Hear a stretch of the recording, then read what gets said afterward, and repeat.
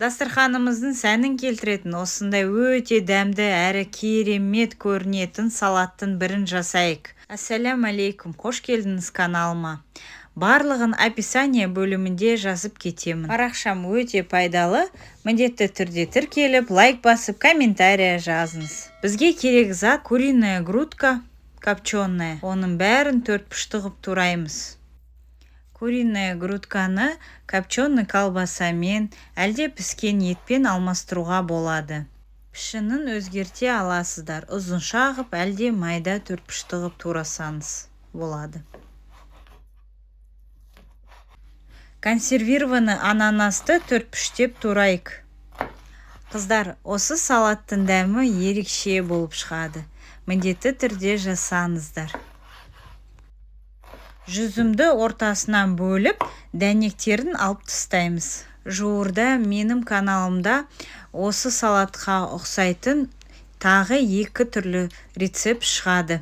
Құрамы ұқсаса да, дәмі өзгеше болып шығатын салаттарды 3 түрлі ғып жасай аласыздар өз әдемі дастарханыңызға. Енді барлығын бір ыдысқа салып, бәрін бір көлемінде қылсаңыз өте керемет болады, бір пропорциямен.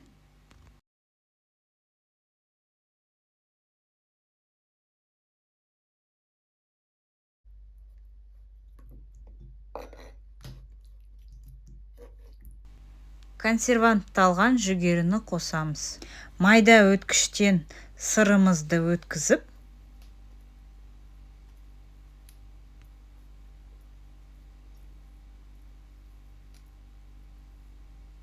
2 ас қасық майонезді қосамыз. Майонезді йогуртқа алмастыруға болады. Енді барлығын жақсылап араластырып алайық. Міне салатымыз дайын болды. Өте оңай әрі керемет дәмі. Парақшама тіркеліп, лайк басып, комментария жазыңыз. Дастарханның сәнін келтіретін осындай өте әдемі әрі дәмі тіл үйретін салатты бірге жасайық. Бәрін турап, араластырып, салатымыз дайын болды. Көп уақытты керек етпейтін салаттың бірі.